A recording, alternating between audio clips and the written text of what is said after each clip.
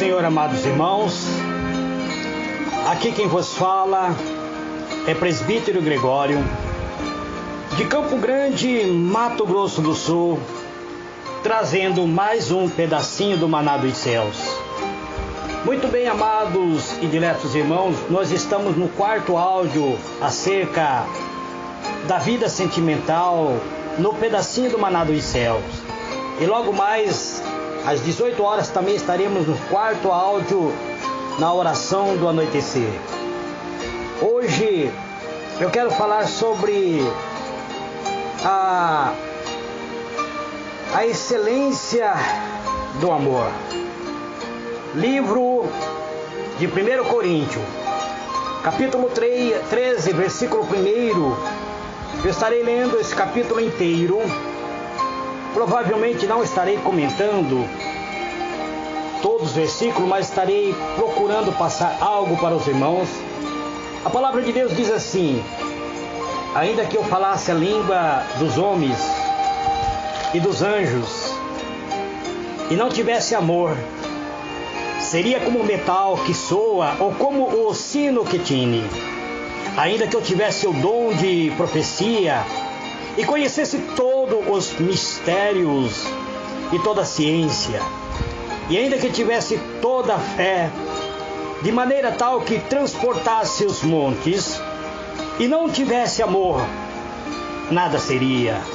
E ainda que distribuísse toda a minha fortuna para o sustento dos pobres, e ainda que entregasse o meu corpo para ser queimado, e não tivesse amor, nada disso me aproveitaria. O amor é sofredor, o amor é benigno, o amor não é invejoso, o amor não se trata com leviandade, não se ensoberbece, não se porta com indecência, não busca o seu interesse, não se irrita, não suspeita mal. Não folga com a injustiça, mas folga com a verdade. Quem sofre muitas vezes, tudo sofre, mas tudo crê, tudo espera, tudo suporta. O amor nunca falha, mas havendo profecia, será aniquilada, havendo língua, cessará, havendo ciência, desaparecerá. Porque em parte conhecemos e em parte profetizamos. Mas quando vier o que é perfeito, então o que em parte será aniquilado. Quando eu era menino, falava como menino, sentia como menino, discorria como menino. Mas logo que cheguei a ser homem, acabei com as coisas de menino. Porque agora vemos por espelho, em enigma, mas então veremos face a face. Agora conheço em parte, mas então conhecereis como também sou conhecido. Agora, pois, permanece a fé, a esperança e o amor. E estas três, mas o maior dessa é o amor. Eterno e soberano Deus, eis-me aqui, Pai amado, perante a Tua presença, neste dia, Deus, entrando para buscar, Senhor, um revestimento, para falar a Tua palavra, Pai. Eu quero, neste dia, falar sobre o amor,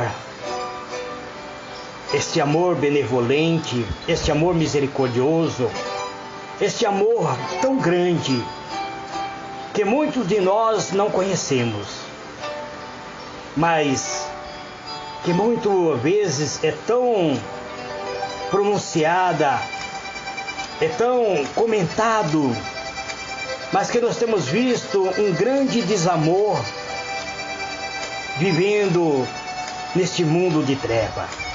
Por isso, meu Deus, eu venho pedir, me dê um revestimento e uma unção para falar acerca do amor. Amém.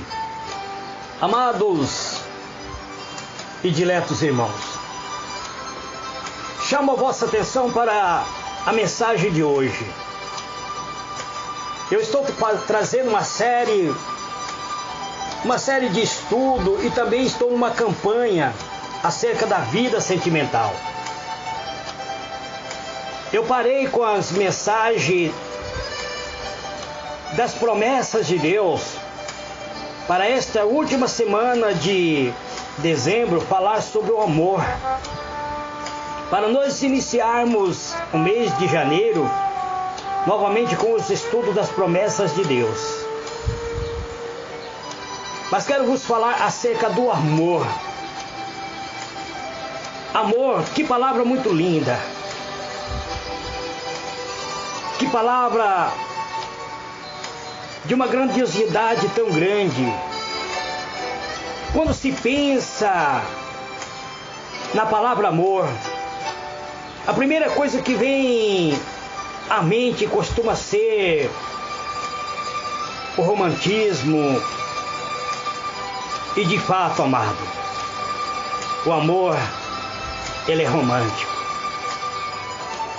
Ele é um elo que liga o homem e a mulher, o pai e os filhos, a mãe e os filhos e os amigos, Deus e os homens. O amor é algo que leva os seres humanos a aproximar-se um do outro. Portanto, o amor é romântico. E este romantismo que leva o sexo oposto a um tipo de relacionamento. Mas não é a única maneira de amar. Você, meu amado irmão, minha irmã que me ouve, talvez conheça todas as histórias de romance, de amor, que muitos livros têm proclamado. Mas eu quero hoje chamar a vossa atenção para o amor que leva o homem e a mulher a aproximar-se um do outro. Você, meu irmão, minha irmã, precisa compreender que antes de amar alguém, você precisa amar a si mesmo. E para você amar a si mesmo, você precisa amar a Deus, pois Deus é amor. Você provavelmente gosta de ouvir história de amor. E eu vou te contar a maior história de amor já relatado e já realizado por alguém muito especial. Talvez você já esteja sabendo do que eu estou falando. Você, se estiver pensando que eu estou falando sobre o amor de Deus para com os homens, você acertou. É a mais fascinante história de amor que tem como personagem principal o Filho de Deus, Jesus Cristo, o próprio Messias, que veio a este mundo para salvar o perdido. Cada ser humano precisa saber dessa história, para que você possa compreender o amor verdadeiro. E ao compreender este amor, você também poderá compreender o amor eros, o amor que leva o homem e a mulher a sentir desejo um pelo outro.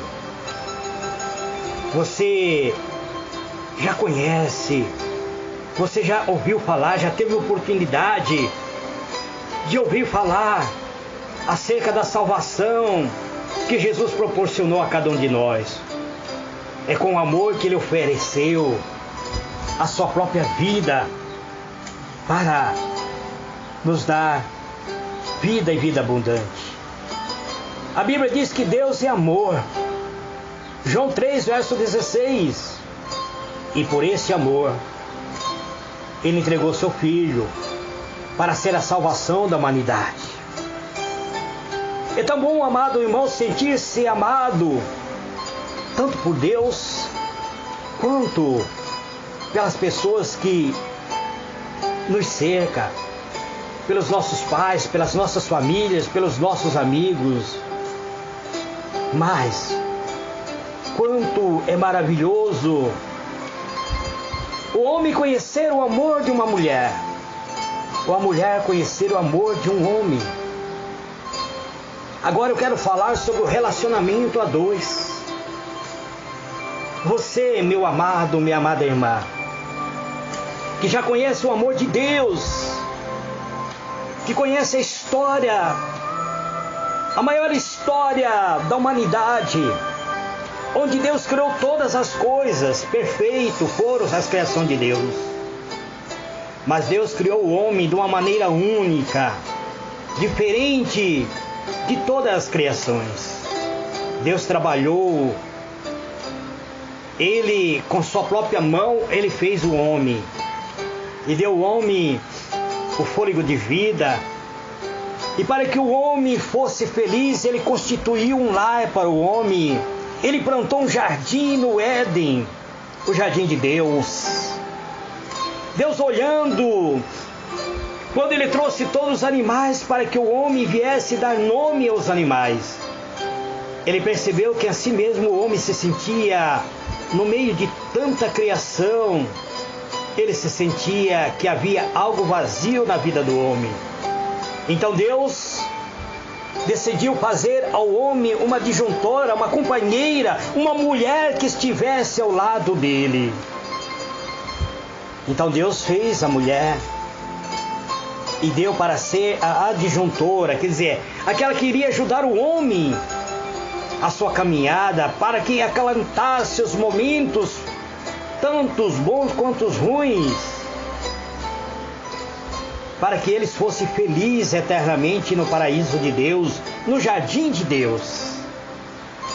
Mas havia Deus estabelecido ao homem algo que deveriam obedecer. Assim como numa relação a dois, amado irmão, numa relação entre o homem e a mulher, numa vida conjugal, existem algumas leis que o casal deve obedecer para que a sua união seja uma união estável, para que a sua união seja uma união plena, para que ambos possam conviver pacificamente no relacionamento. O homem tem a sua obrigação como marido, a mulher tem a sua obrigação como esposa, o homem tem o seu dever de suprir as necessidades da esposa e a mulher tem o seu dever de suprir a necessidade do seu marido. Portanto, quando Deus estabeleceu lá no jardim uma morada para ser o lar dos homens, para ser o lar do primeiro homem, Ele deu ao homem um requisito que deveria obedecer. E o homem quebrou esta aliança. E através de quebrar esta aliança, o pecado entrou no mundo. E ao pecado entrar no mundo, houve todos os problemas que afloraram sobre a terra. E todos sabemos que o homem foi expulso do jardim de Deus, do Éden, da presença gloriosa de Deus. E cada um viveu a sua sorte até que Cristo se manifestou ao mundo. No jardim do Éden, o homem cometeu o pecado e por causa disso afastou-se de Deus. Deus que é santo e não tolera o pecado, mas ama o pecador. Então, para resolver essa situação, Ele estabeleceu um plano de salvação que fizesse uma nova ligação com o homem. E para cumprir esse plano da salvação, para que o homem fosse salvo, resgatado novamente, que fosse viver uma vida plena, Deus realizou seu plano por meio do seu Filho amado. Pois homem nenhum poderia cumprir o plano de Deus. Somente o seu unigênito Filho, Jesus Cristo, o seu único Filho, poderia fazê-lo. Então Deus enviou a este mundo o seu Filho amado para cumprir a tal nobre missão. É preciso, amados irmãos, compreender então este amor. Antes de você entrar numa relação a dois, antes de você se relacionar, você, meu irmão, minha irmã, antes de você ter uma relação entre homem e mulher, é preciso compreender o amor de Deus, preciso compreender que Deus é amor. E é preciso também compreender que você precisa, antes de amar alguém, amar-se a si mesmo. Amar a você mesmo. Tem tantas pessoas que não amam a si mesmo. São pessoas que vivem vida vazia. Tem pessoas que são maltratadas pelo seu cônjuge. Sofrem. São atormentadas. São pessoas que são desprezadas muitas vezes pelos seus maridos. Quero falar para você, mulher, que muitas vezes é humilhada. Você passa muitas vezes por tantas humilhações. E você muitas vezes não consegue amar você mesmo. E você diz que ama o seu marido. Que tipo de amor é esse? Isso não é amor. Isso é você aceitar o sofrimento passivamente. Talvez você venha me questionar depois, mas você, no final desta campanha, irá compreender que Deus está tratando com você, te curando, curando a tua alma, curando o teu ser, teu interior, curando o teu coração, para que você esteja preparado para uma nova relação, para um novo relacionamento. Deus quer curar você. Você já ouviu alguma vez esta expressão, Deus é amor? Pois, se Deus é o próprio amor, os homens foram criados à sua imagem e à sua semelhança. Isso significa que tanto podemos como devemos ter esse amor dentro do nosso coração, ter esse amor fluindo dentro da nossa vida, que devemos amar a Deus acima de todas as coisas, mas que devemos amar a nós mesmos, amar a cada um de nós. O exercício do amor é a maior prova da razão da fé cristã. Ninguém pode dizer que é um cristão se não tem atitude de amor, se não tem atitude que leva este amor, que demonstra esse amor. Eu li o livro de 1 Coríntios, que é o livro do amor, que é a carta do amor, que nos ensina de forma clara que o homem pode realizar muitas obras, mas que ele só terá alguma validade se for feita por meio do amor. Portanto, você precisa expressar o amor que você sente. Você precisa agir este amor. O amor só pode ser manifestado por meio de atitudes. Simplesmente dizer eu te amo não significa muita coisa, meu irmão, minha irmã. Eu quero parar aqui para dizer algo para os irmãos. Você, meu irmão, já demonstrou o amor que você sente pela sua esposa? Você, minha irmã, já demonstrou o amor que você sente pelo seu marido? Você que são família, que tem um lar constituído, que tem os seus filhos, você já demonstrou este amor este amor benevolente aos seus filhos. Para ser um cristão é preciso amar aquele que são os mais próximos de ti. Aquele que ama se coloca no lugar de outro, amando esta pessoa como se estivesse amando a si mesmo, amando incondicionalmente.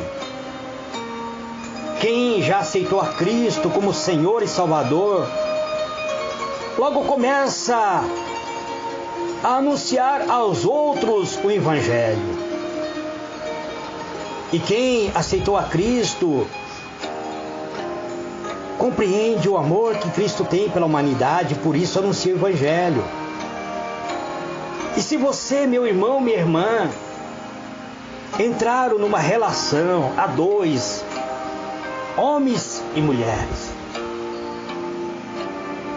você deve demonstrar este amor que você sente pelo seu cônjuge.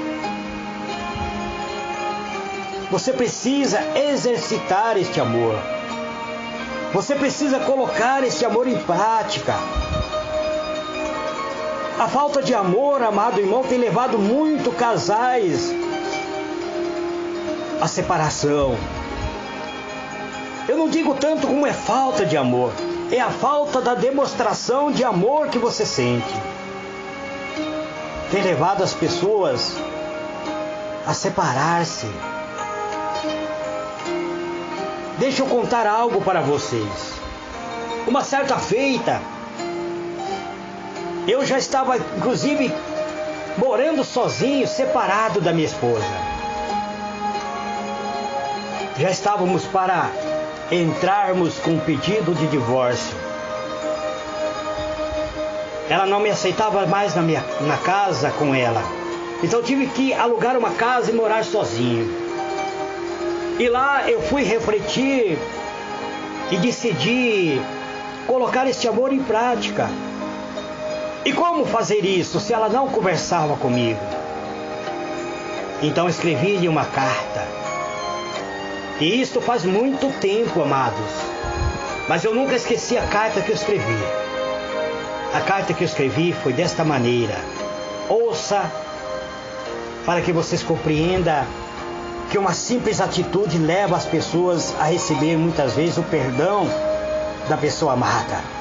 Escrevi para minha esposa essa seguinte frase: quisera que neste momento você estivesse junto a mim,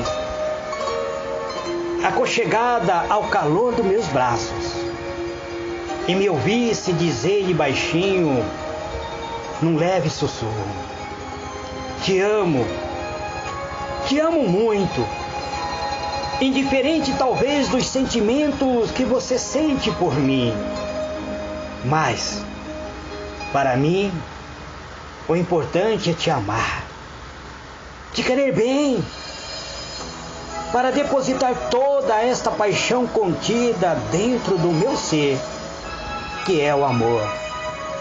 Por tudo isso, minha esposa, eu te digo que ainda te amo, que te quero e te desejo. Desejo estar ao teu lado, abraçar o teu corpo, acariciar o teu corpo, olhar dentro dos teus olhos e sentir que você ainda corresponde ao meu amor. Então junto poderemos prosseguir, caminhar de mão dado, lado a lado, a jornada da fé. E escrevi e mandei para ela.